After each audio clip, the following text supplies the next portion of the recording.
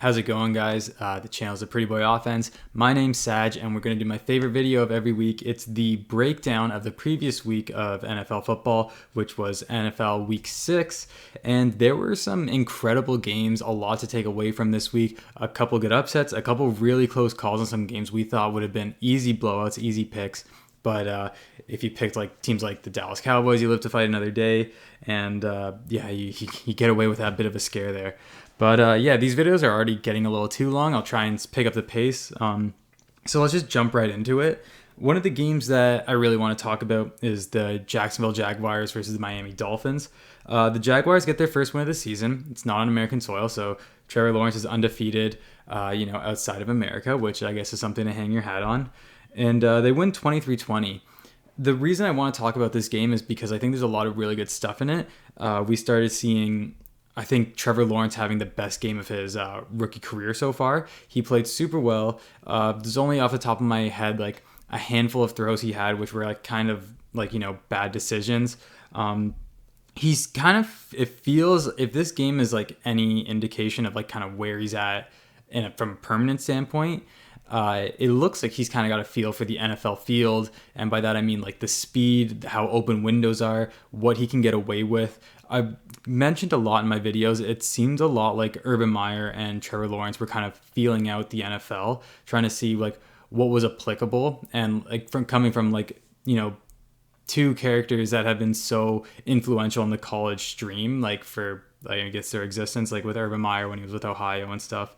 So coming here, both being new to the NFL, and then on a team like Jacksonville, where they just don't have a lot of weapons, it was going to be a feeling out process. And I felt like in this game, it was really the first time that it was just like, okay, they kind of figured it out. They're making play calls that kind of, were appropriate. They were making throws, making runs and stuff that were appropriate. Obviously, Urban Meyer made that comment about 250 yards passing, 250 yards rushing, which is just obscene, but we move on from that. I just think Trevor Lawrence played great. Do they have any future value going forward? No, they're still a bad team. Like I said, Trevor Lawrence played great, but he had to play so good, and they were only able to squeak out a victory by 3 points, right? So with him playing his best game, he had to do like all the work for his receivers and stuff like that. So it's just so hard to bank on this Jacksonville Jaguars team as anything moving forward. But in terms of like this season's moving forward, I'm super confident in Trevor Lawrence being a really good quarterback. I don't think right now he's playing like the best quarterback in his draft class. We'll get to that later. But flip side of that, Miami, Tua played well, but I think it was really interesting, the dichotomy there. Tua seems like the type of guy where, and I'm going to bring up this phrase a few times with certain quarterbacks. I think it's really applicable in the NFL, especially when you're evaluating quarterbacks. It's when a situation's good, you make it better, but when a situation is bad, you make it worse. And that sounds like a really stupid thing to say about quarterbacks, but when you look at guys like Patrick Mahomes, Lamar Jackson, Josh Allen, Kyler Murray, these like good quarterbacks that we hold in high regard, they elevate like bad players on their team. Whereas Tua has like a great offense around him, or a talented offense. I shouldn't say great. He has a talented offensive playmakers around him, and he makes them like functional. He makes them applicable. He makes them like NFL caliber. But the minute plays start breaking down, and I don't mean in terms of like just like running around scrambling and stuff. I just mean in terms of like if the windows are a little tight, if things are just like the hitch is just a little off and stuff, he doesn't fix that for his receivers. He needs the receiver to be perfect every time for him to capitalize on it. So that's what I mean by he makes a bad situation worse, because if there's a little bit of a hitch in the route and he's trying to force it in there, that's when balls become intercepted, batted down, contested, and you put your team in a worse position than these other top quarterbacks that can kind of on the fly make the adjustments on the throw, on the runs, and in the adjustments and assessments of the field like stuff. So it's not bad for that Tua's like looks like that right now, but I think in terms of Miami's evaluation process, especially with the Deshaun Watson rumors that have always been circulating, I think that's why they're like interested in these other guys. And I had some other stuff. But okay, so this was another really interesting thing. Tua was throwing the ball very, very fast. I think anybody watching this game would have noticed that he was under pressure so much. Like the stat here that I have was 40% of his pressures or 40% of his dropbacks and stuff were pressured. And he was throwing the ball so fast. So like I said, in situations like that, you have Kyler Murray, you have Patrick Mahomes, you have Josh Allen who can still produce under those situations, but you get a guy like Tua in those situations, and you're just going to get it's a subpar situation, and the quarterback's talent isn't there to make up for it. So that really sucks. I like Tua, and I like the build of the Miami team, especially like on defense too. I know a lot of people really love their defense, but when your offense can't help you enough, it becomes long games for your defense. It becomes hard, and that's hard to have a stretch of a whole season where your defense has to carry an offense. Like, it's just tough. You rarely see strong defensive teams consistently year after year do well. So, and I mean strong defensive teams without an offense that complements it. I think strong defense is awesome, but like just a complementary offense is necessary. So that was really important. I think it was a good one to pick because to talk about a little extra time, just because Miami, I think, was still expected to win. I kind of expected them to win too, but like I said, there was a lot of variables going into this, running to London, the time change and stuff. It doesn't seem like the time changes really affected anything too much, but it was still something I didn't want to touch. And then, like I said, was it going to be the game Trevor Lawrence clicks? He did, and good for Jacksonville. Okay, moving on. I guess we just go back and do the Thursday game. Tampa Eagles, we called this, good team versus bad team, and it kind of played out like that. The Jalen Hurts did the Jalen Hurts thing of, padding his stats and like being great for fantasy. This guy like literally is saving fantasy teams all over the league, but in terms of real football, which is what survivor pools like, are predicated on, it's like real football knowledge and like real football statistics and outcomes and stuff. It's so bad because he productively does so much, but in terms of like its effect on the game, it's always so little because it's him rushing for touchdowns. It's him just like in these moments of athleticism, kind of like saving face, but never doing enough to actually salvage anything for that team. And that was a bit rambly. It's such a hard way to put it. It's just like, it's always when they're down points and he comes and helps them claw back a bit. The other team's like letting off the gas. Like, it's such a situational like way of playing. So like, it's just, the Eagles are at such a crossroads because their defense is aging. The few guys they have remaining from their Super Bowl run are like all over 30 on bad side of like bad contracts too. And they have like all these first round picks next year. And the new quarterbacks for that will be available are all like choking in college right now. So they got to figure out what they want with Jalen Hurts. But in terms of survivor, I think we still have to keep picking against the Eagles. It's kind of scary when you see Jalen Hurts like put up the 22 points and stuff like that and help that team put up the 22 points. But it's never relevant. Like, Tampa was always in control of that game. And like, before I even go on, there's like nothing more to say about Tampa. It's a well-coached team. They got incredible talent. They're never going to be bad. They're just always going to beat up these terrible teams. And like, I can't keep talking about it every week. So good for Tampa. Played great. We'll keep an eye on their cornerbacks and stuff like that, their secondary as they get healthy. But yeah, the big thing here is the Eagles, and it's despite the points that they put on the board, they're never in the driving seat of a game. They're never imposing their will. They're just rolling over, kind of getting these garbage time points, these like powder points and stuff like that, just to pad stats. It's like make believe, like football scores, because it's never as close as it seems, and the scoreboard. So comfortably, I think always go against the Eagles, and I just think that's the way to go. That's what I'm going to be doing for the rest of the season. So yeah, Bears Packers. 24-14 for the Packers. The biggest thing that came out of this was Aaron Rodgers talking trash to the Bears fans, which was hilarious. But I think Packers are a good team, good defense. Savage had that interception and stuff like that. You guys really probably want to talk about Justin Fields, though, because that's the one thing we want to see. Is there going to be emerging talent of teams that we can pick moving forward? Justin Fields is showing some strides going forward. He's getting more comfortable kind of similar with Lawrence, getting more comfortable with NFL windows. When he was at Ohio State, those guys all there were track athletes, so they were always wide open. So Justin Fields getting more comfortable with like throwing into tighter windows, waiting in the pocket, knowing he's going to take a hit, but getting comfortable with it. He's really, really, really taking on to the mobility side of it. You're seeing in spurts it's not as productive, but you're seeing the twitches there, and the twitch is like kind of necessary when you want a guy to capitalize on those moments. I think once he kind of like lets it loose and like really starts scrambling and kind of understands like when to slide and stuff like that, he'll be able to take advantage of it, like all these top scrambling quarterbacks can. But he did make some rookie mistakes. I have here that he was like, I think it was like in the third quarter. Yeah, he was like sacked, and he took a sack and it like brought them out of field goal range. So you in terms of like survivor stuff, like those rookie mistakes are going to be constant. And like Trevor Lawrence is going to make those mistakes as well, even though I was just like talking on about how great they are. Those rookie things, those mental rookie mistakes where these guys are still going to understand it. Though like those are going to be what hits them hard. And those situational mistakes are going to be what cost them value in survivor pools. So same with the Jags.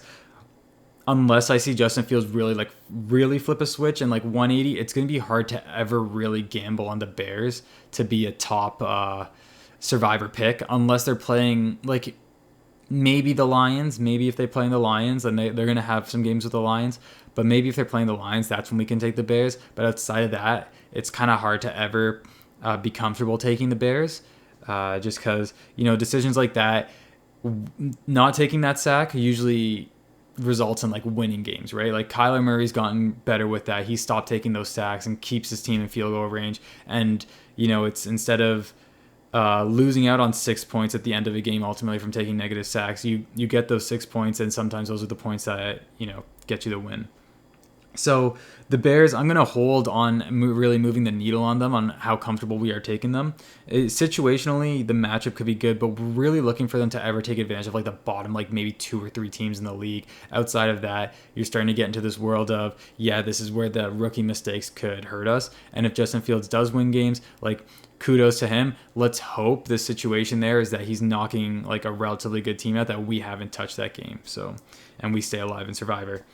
Okay, so the next game, Bengals-Lions. So I was kind of interested in this game. I mentioned about how the Lions were like covering the spread for like all of their games this year. They did not this game. I thought if they were ever going to do it, it was going to be against the Bengals, but woof. Oh my God, 34-11. No, that's not okay. That sucks. I'm going to talk, the Lions are the Lions. Like I said, bad team. Dan Campbell kind of inherited whatever this dumpster fire was of a team. No offense to all those players and stuff. I know everyone's trying, but I thought it was pretty telling when Dan Campbell came out and was like criticizing or critical of his quarterback and the play that Jared Goff had. It's not Jared Goff's fault, and I know he knows it's not Jared Goff's fault, but he has to say something. And Jared Goff's a quarterback that's like been to a Super Bowl, failed, and like got traded from his team. Like he can take criticism. He knows it's not personal. But like everyone on that team has to play better for them to have a chance of doing anything. The games that they were in, everybody was like performing like well enough. And in this game, nobody performed well enough. And when no one's performing well enough, it's, it gets downhill really quick when like your receivers can't make catches, your quarterback can't make throws. And like one of the knocks on Jared Goff leaving the Rams was that he wasn't fully going through his progressions. Well, even now, if he's fully going through his progressions, he's not seeing anything because none of these guys can get separation. None of these guys can catch a ball. Like it's a real shame for the Lions fans, mostly. But a team I want to talk about in this game, not the Lions because the Lions are the Lions, but the Bengals have slowly just been consistently being relatively like top half of the league offensively productive. And Jamar Chase is just like, I feel like every quarter this guy catches a 50-yard touchdown. Joe Burrow's like mind meld with him. His like spirit link is like incredible. They think the same thing. They probably walk the same way too. It's wild. The emergence of Chris Evans was wild. The route that he ran was insane.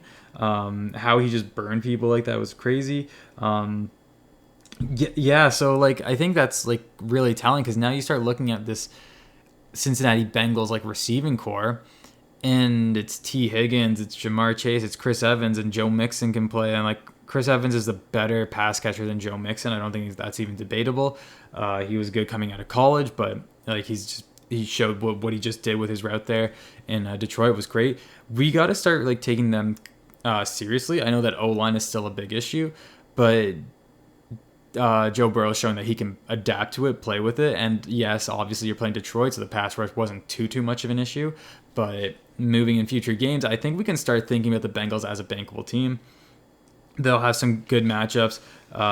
Not next week against the Ravens. I don't want to touch that game at all. But yeah, the Bengals kind of like very similar to the Bears, but they're producing at the rate I would like the Bears to see produce in order for me to think the Bears are like a bettable team. So yeah, right there, Bengals. That's awesome. Another weapon that we can use. So I love it. Okay, moving on. Let's go to Chiefs and the football team. 31-13 for the Chiefs.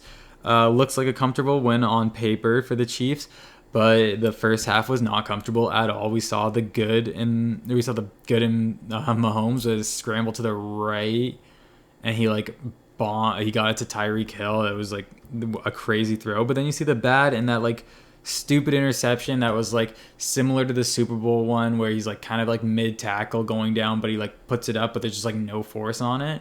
So it was like the opposite in terms of like the Super Bowl throw was like an absolute laser, but this one was just a duck that got picked off so easy. And it's the same Chiefs that we've seen all season. Just Mahomes trying to do all these incredible things. And, 4 out of like 6 times they're bad decisions this year, where in the past it's like 6 out of 6 times they're great. So that's just the story of Chiefs football this year. I really thought this was a good game to take them, and I was kind of sweating it a bit in the first half there, but they ended up pulling away. Like I said, it wasn't because they were the Chiefs. It was because they were playing the football team. Because every other time the Chiefs have played a game like this, they've lost. They lost to the Chargers. They lost to the Ravens. And it's just, you make these mistakes against good teams that know how to capitalize, and you're going to lose. You make these mistakes against teams like Washington, you're still going to win. So that's why I was so confident in the Chiefs this week. And it played out the exact way. Mahomes made his mistakes, but they still, were better than the Washington football team, because the Washington football team are so bad. It's criminal.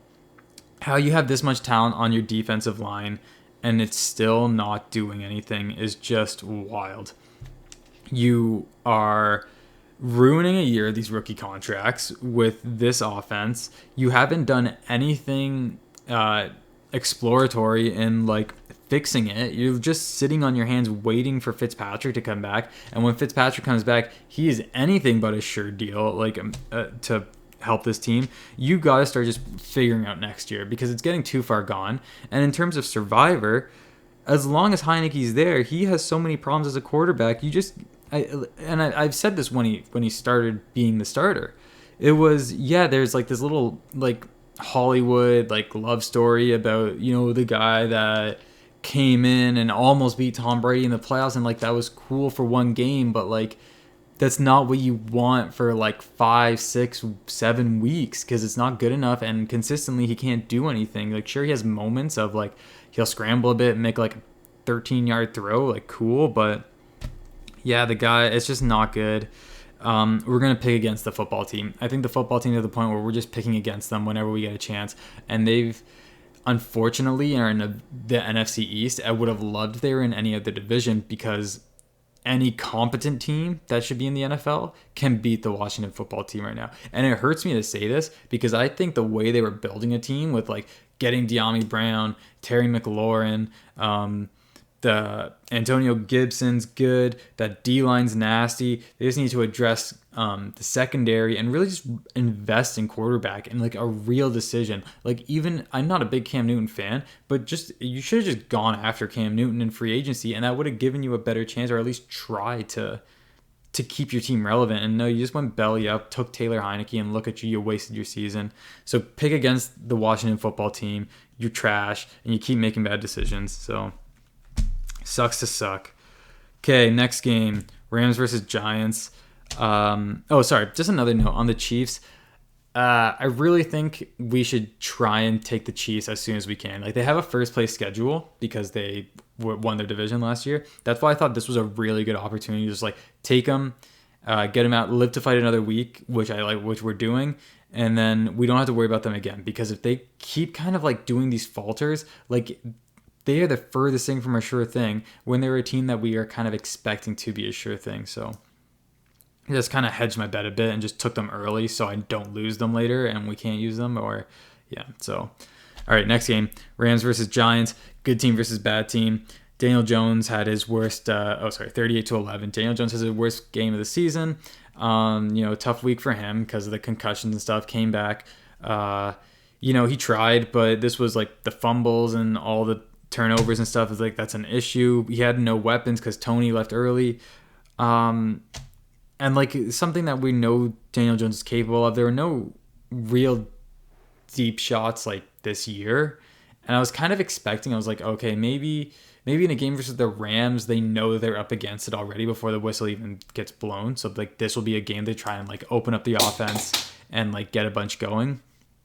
And they didn't do it. So that didn't work for them. So I don't know why, but I guess it was because Jones was just playing bad. So they just, stayed away, deviated from that plan. So the Giants, I don't think the Giants are pick against. We just want them to be healthy. So I think giving Daniel Jones one more week to get healthy, we'll see. But I wouldn't like to pick against them right now, just because if Daniel Jones comes back, and like we said, he was receiver proof when he was playing good. He was throwing to everybody and anybody, and they were getting productive, and they're a sneaky team that was going to stay in games. Yeah, I'll stay away from them still. Rams, still a good team. Stafford's really using the whole offense, right? This is what we talked about with Goff. Goff got lazy after that Super Bowl season. He didn't go through his full progressions, taking early checkdowns, really handcuffing that offense. Stafford is the opposite. He's going through all the progressions, and then he's going back for the second, take the check down or take the scatter or whatever he's going to do, right? So that's always good to see when everything we wanted out of like Matthew Stafford is kind of coming to fruition, and hopefully we're going to hit Matthew Stafford on a bit of an up right now. This is what you need when you have a couple games down like Stafford had, and Stafford's prone to when he was in Detroit. He had a bit of a ramp up against the Giants. So let's kind of ride this wave, get a couple of games, or get like maybe one more good game, and then let's start looking at taking the Rams like quickly before Stafford hits that rut, and then we lose taking the Rams for like another 3 games, right? Okay, so next game, Vikings Panthers. This is a really interesting one, right? I talked about how the Vikings play down to their opponents, and so what are the Panthers? Are they a team that's above the Vikings and they have to play up, or are the Panthers a team below the Vikings and the Vikings have to play down? Ultimately, the Vikings have to play down because bad Sam Darnold returned, but Sam Darnold brought some friends, which was all of his receivers who were dropping all of his passes. So, Sam Darnold threw some interceptions, which were brutal. And then Sam Darnold did that thing where he has like one incredible like game-tying drive, and you're like, well, where was this Sam Darnold all game / the last 2 games or whatever? It sucks. It sucks because if they can make Sam Darnold work, that offense looks so much better. And I know it's not all on him. There are 8 dropped like passes in this, catchable passes. Which my friend like kind of brought up to me. He was watching the game and said like, yeah, check this out. And I looked at that and I was like, and it was apparent in the game, just so bad. And you're hearing me say all these bad things about the Panthers, and the game still went 34-28 against a Vikings team that should be like winning games, but like wasn't even pulling away in this. Like this is what's mind-boggling and so frustrating about the Vikings, whereas they could be playing the Cardinals and it could be a choking game where it's like down to the last kick of the game to see who wins. And then clearly this Panthers team is not as good as the Cardinals, but this game's just as close. And it's been this story with the Vikings for so long, like with the Bengals as well, with the Seahawks, and you just can't. The Vikings are an absolute coin flip every week for Survivor. You don't want to pick against them. You don't want to pick them. You want to stay away from their games as far as you can, because this could easily have been a Panthers game with how bad they played. And then the Vikings, they just what is there to say? I was so high on Kirk Cousins. He's been playing so well, but ultimately, with the trend is it means nothing because their defense is going to let points get scored, or their offense is just going to fizzle at some point. Like it's so hard. The Panthers, we can't touch them until CMC comes back. I feel like this is apparently a big issue with this team. I guess Joe Brady just needs to have like the reassurance of CMC in the backfield to help Sam Darnold feel more comfortable. It shouldn't be relevant. Chuba Hubbard's playing fine. He's playing good enough, but it's apparent. It's the only thing I can really think of that's like affecting this team so negatively, or maybe they're just coming back down to earth. I don't know, but yeah. So don't take the Panthers. We're gonna start thinking about picking against the Panthers if we ever get the opportunity. Luckily, they still play in the NFC South, so they're gonna have some opportunities to pick some games up against like Atlanta or something, but. Yeah, we gotta think about going against the Panthers and the Vikings. Like I said, stay away from them as much as you can. Oof, it sucks. It sucks because that's like the most dangerous thing in Survivor when you just can't peg a team. Because any week it could be the week that knocks you out or keeps you in or like whatever. We're not here for that. We want the sure thing, and the Vikings are anything but. So the Texans versus the Colts, 31-3. This is awesome because it's a game that made sense. It's a game we expected. Good job, Colts. This was like the best game I've ever seen Carson Wentz play since like his MVP caliber season, where he got injured. He looked comfortable in the pocket. He was making passes. He was doing Carson Wentz things. And Carson Wentz is one of these quarterbacks I talked about where he makes a good situation better, but he makes a bad situation worse. So like when the pocket's collapsing and he's like scrambling around and he's trying to make a play, it usually ends up in an interception. When he's got a clean pocket, when his receivers are getting separation, he's capitalizing and he's making the smart move and he's doing the best thing for his team, which is so nice to see. So what can we take away from that? Absolutely nothing, because they're playing the Texans, the worst team in the league, or one of the worst teams in the league, one of the bottom 3 teams in the league. So moving forward, I don't think Carson Wentz will ever have a game like this. Like they had it against the Ravens, so maybe they did against the Texans. He had a really good game against the Ravens. They didn't lose that game because of Carson Wentz. They lost that game because of a kicker. Heartbreaking, but it is what it is. So let's moving on. Let's see. Does Carson Wentz do it again another game? Maybe. And if he does, then we'll start talking about what the value of the Colts is. But we talked about the Vikings being a coin flip. The Carson Wentz is the coin flip of quarterbacks, and he was been landing on tails for like 2 years. All right, so like 2 games in one season isn't gonna flip me right away.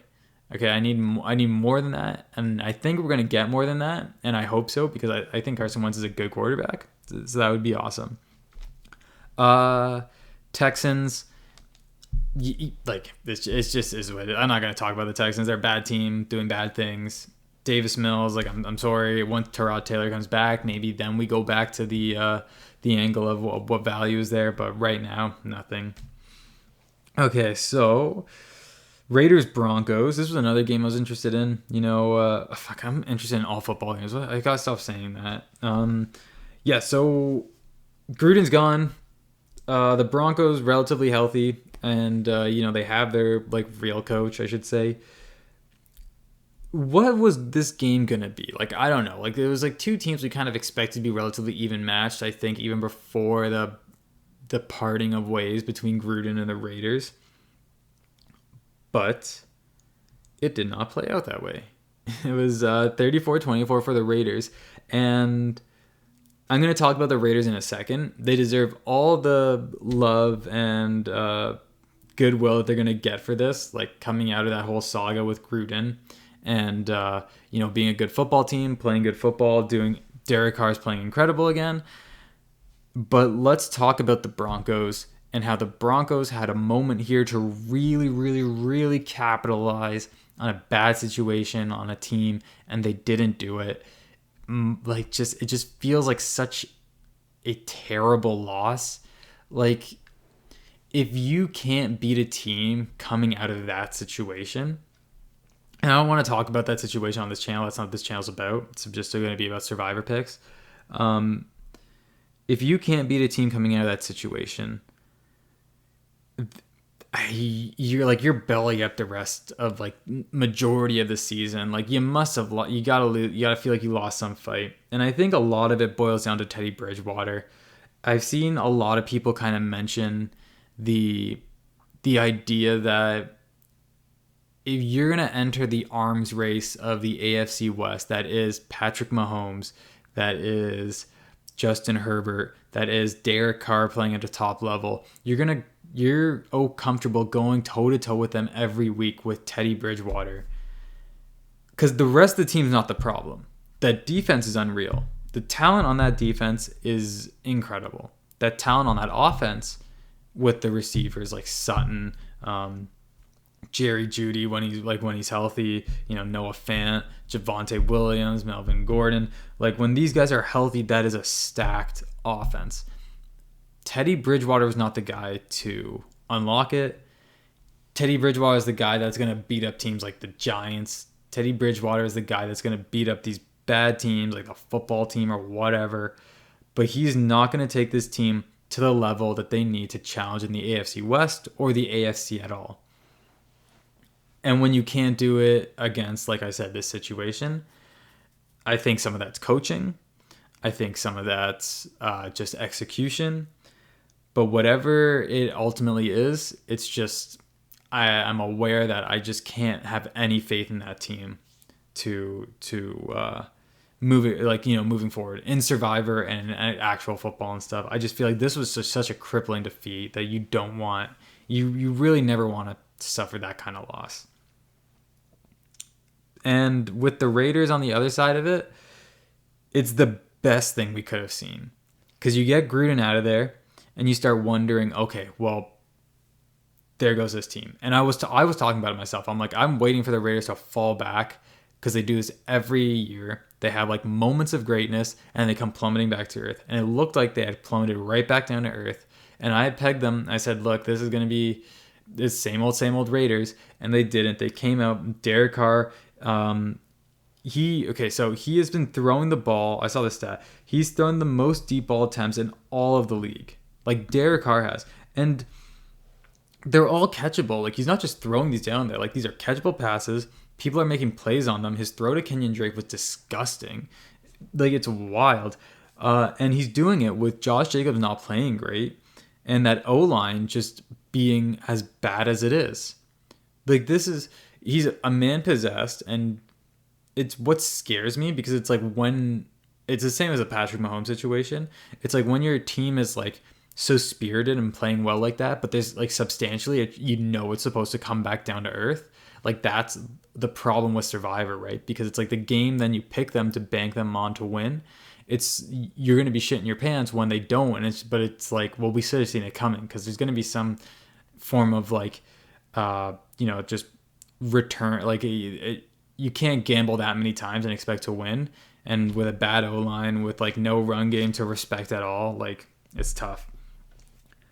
But that being said, I think the Raiders are a bankable team moving forward. We just got to pick appropriately. So this is a team I'm going to be the most cautious of that I think we can pick, but we have to be really careful ever picking the Raiders.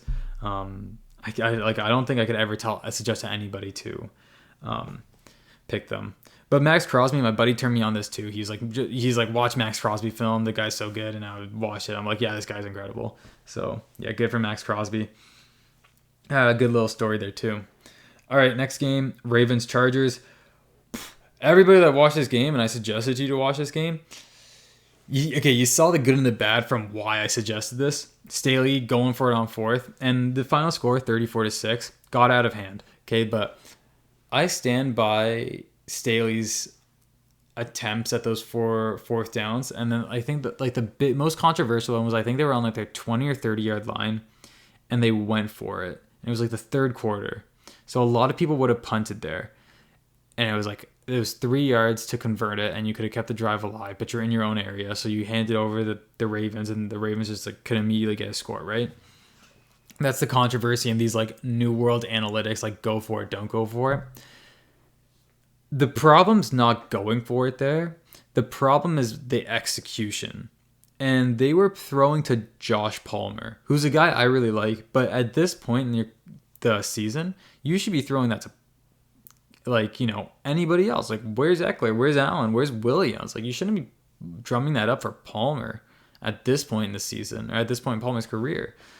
And then if you're already losing So statistics show like if you punt it down there and the Ravens are marching on you already, like you're just burning clock. Potentially the Ravens just get a kick, and then so you have less clock. They have more points.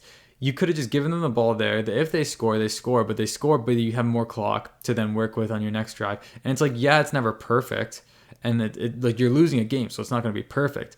But I don't have a problem. It's if it looks like you're going to lose the game, go for it. And like I know if you punt it, they have to march all the way down the field, and then your defense has all these chances to make a play and make a game-changing play.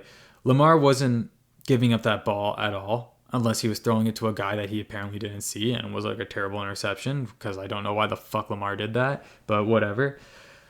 Yeah, so just sorry, this is a little tangent, but don't let this hurt your stock on the Chargers. I said don't bet on this game for Survivor because it could have gone either way. Two incredible coaches, two incredible quarterbacks, two really good rosters, albeit hurt by the Ravens and stuff, but no, I still think moving forward, Ravens bettable, Chargers bettable. If you guys got these guys saved up, like these teams, awesome. This is what you want to see. The aggressiveness by Staley is incredible. That's what you want to see out of that team. Yeah, it backfired. It didn't backfire this game. Yes, there was like some miscommunications, terrible execution, but that play calling was also what kept them alive versus the Browns ultimately winning that game and stuff, and the Chiefs. So it's good to see him doing that, right? All right, so, side note, Bateman looked good for the Ravens. If Bateman keeps coming on, that's better. That's awesome for the Ravens. They become even better as a bettable team. Okay, Cardinals versus Browns. There's like so little to take away from this game just because of the COVID stuff that happened to the Cardinals with Cliff and Chandler Jones. But they made it through. I think the quote-unquote air raid offense that they have, I know it's like adapted to the NFL and stuff, is foolproof in the sense that Kyler Murray knows it. These players that are playing in it are like educated in it. They can orchestrate it. The assistant coaches and stuff like know this system as well. Like these were guys that were familiar with air raid prior to coming into the NFL, so that's always good. Defense played good, but then they're doing it against a Browns team that was like heavily injured as well. So it's just like, what do you take away from this? That when the Browns are healthy, they're probably a good team, but when they're injured, they're hurting. Not to take anything away from the Cardinals' performance. The Cardinals were dominant. I think a lot of people are really starting to come on to the fact that this was a legitimate win, and I think that it deserves the asterisk. But really, one thing I want to make note of here is that Mayfield played really bad. The fumbles. He's got to be more aware of when because it's always on his scrambles. When he scrambles, I think he's got this. It's interesting because it's like you see Mahomes. I always talk about Mahomes, Kyler, Lamar, and stuff like that. But you see these other guys when they scramble, there's just a little more confidence, I think, in like what they can do. And I don't know if it's just the receivers or I think it really is just Baker Mayfield's injury that's playing into it. And then he got injured again this game. But it's tough. Yeah, I just don't know. I think until that team's fully healthy, like we'll see the extent of the Kareem Hunt injury and Chubb coming back. But I wouldn't touch them or the Broncos at all this Thursday for the primetime game. Yeah, don't touch that Thursday game. Yeah, so I don't know. Like not too much to take away from this. We just want them. If the Browns get healthy, I think they can get back to winning ways, and that'll be awesome for late in the season. But right now, no, not healthy. And Cardinals, yeah, good team. They got the Texans next week. Oh my God, no, next week. They got the Texans next week. Take the Cardinals against the Texans. That's an awesome game to just easily get a win moving forward. And yeah, I like that a lot. So I will be picking that game. Dallas versus Patriots. Oh, dude, I said this was good team versus bad team essentially, or like great team versus good team or whatever. Gee, I was sweating a bit. It's like this was a game, and I think there's not much to say here. Dallas played great. Mac Jones played incredibly. This is like an unreal rookie performance by Mac Jones, and I'm a big fan of like pocket passing quarterbacks. So this was like fever dream. Oh my God, love this. He got absolutely lit up by Randy Gregory, though. I'm surprised he didn't turn to dust when he got hit. But, geez, yeah. Oh, this was such a good game. And I want to... Really, the only thing is I think the Patriots are starting to become like a bettable team because Mac Jones keeps getting better and better every game. And if he keeps getting better and better, I'm loving the Patriots. I've already taken them, but like for anybody else who has the Patriots or kind of like on the fence about them earlier in the season, like they still got a game versus the Jets, which is obviously going to be a slam dunk that you'll want to take. But we're going to start seeing some more value in the Patriots kind of creep up because they're getting Mac Jones is just getting better with every game, which is something I love seeing. Dallas, however, is obviously like where they are. If you've used Dallas, you've used Dallas. If you're waiting to use Dallas, then that's great too because they're getting better with every game as well. But one thing I want to notice, there's a lot of like box scores that look really sexy with Dallas, especially with Diggs and his interceptions. Something that people really need to keep in mind is, and this is like a defensive player of the year opinion as well, I think Myles Garrett should still be defensive player of the year. Because Diggs gives up a lot of yards in coverage. I've talked about how he is very opportunistic. He tries to jump routes, and when you gamble like that, the payoff is huge, but the gamble is like pretty high, and you could lose. And there's games where he gets like an interception and it looks great, but like you watch all the game film and he's given up like 70, 80 yards as well in coverage, and like the best cornerbacks in the league don't give up 70, 80 yards. The fact that he's like playing so fast and so opportunistic, yes, helps his team out, and yes, that's great for Dallas when they can almost always capitalize with any like short field or whatever. But you can't be a liability and just gamble to mask your like inefficiency as a coverage guy.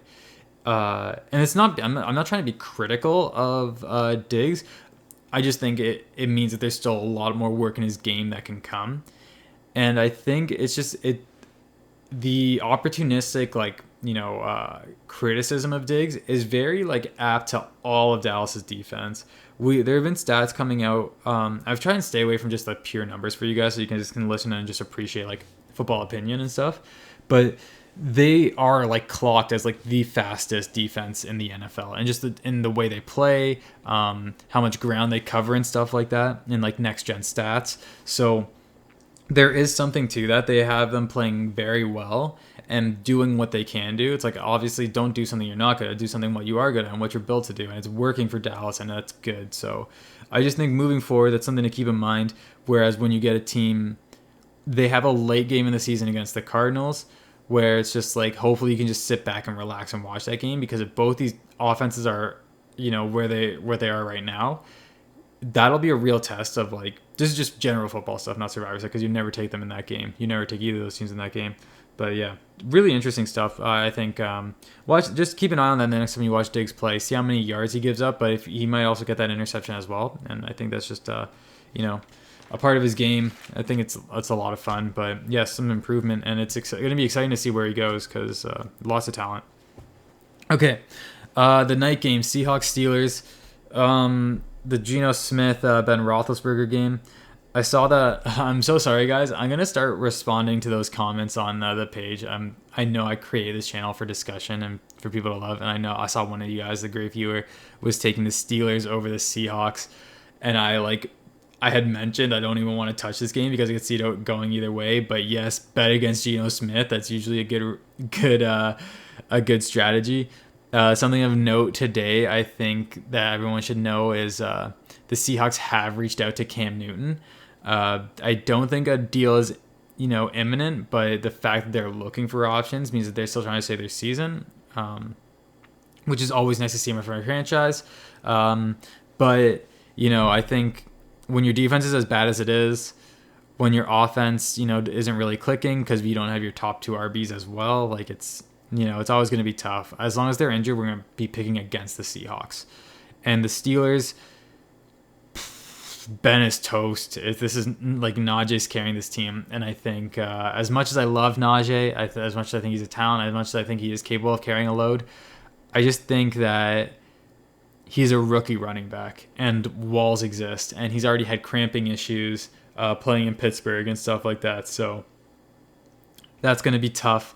All it takes is one game where he's cramping up in the third and it's close, and then your hopes of your Steelers winning that game just go right down the drain because he can't get on the field and Big Ben can't save anything either. So I'm going to stay away from the Steelers. Probably won't be picking against them because their defense is getting healthy, is fully healthy now. So, they're TJ Watt's wrecking house and stuff like that. But yeah, staying away from that. So pick against the Seahawks. Don't bet against the Steelers just yet. And Bills Titans. So I was wrong on this. Guys. I thought this was good team versus bad team, but the Titans decided to show up and decided to fight, and they won. And what did we see? I think we saw that a healthy Tennessee Titans team is good. It sounds stupid to say, but Tannehill is like an incredible passer from a clean pocket, which is exactly what you want from a quarterback who has Julio Jones and AJ Brown running routes for him, and he's gonna throw to them. And AJ Brown had a good game, and then that guy Derrick Henry is kind of good at football. And whenever you can make a team force you to play honest, which is the Bills were dropping into two zone safety like so frequently that it was giving the receivers room, but also the reason they were doing that was because they had to respect the fact that AJ Brown and Julio Jones were there. And I went back on one of my main rules was whenever I should have been on the fence about this game, but I kind of got cocky and I said, just take the Bills. They're the better team. But when the Titans get healthy, we're supposed to wait. We're supposed to see. We're supposed to let them play and then criticize that game as opposed to, just jumping the gun, which we did. And hopefully it didn't blow up in your face. So moving forward, are the Titans bettable? Let's give them one more week of a good game. And let's, again, keep an eye on injury reports. That Taylor Lewan stuff is terrible. He's one of my favorite players in the NFL. So wish him all the best. Hopefully it's nothing serious. And then for the Bills, what do we know about the Bills? I think they're just a good team that got. And, this happens. Every game's hard in the NFL. And, you just either stopped on goal line stuff and all that is always going to affect you negatively in terms mentally and stuff like that. So in game, it's always rough, but I think the Bills will be fine. We'll be taking the Bills moving forward. It's just, you just didn't want to be on the other side of this game. Hopefully you weren't. I'm really sorry about that bad advice, guys, but it seemed like a game that was the Bills to win, but hopefully we live and we learn. But, yeah, guys, 47 minutes. I'm going to end the video here. Drop a comment. I'll respond. I'm, definitely up for making a healthy community and a discussion place. And then also I'll be dropping a video about previews for all of this week's games, including bye weeks and stuff like that. Tomorrow I'll be doing that. So have a good one, guys. Hope you enjoyed my recap. Bye.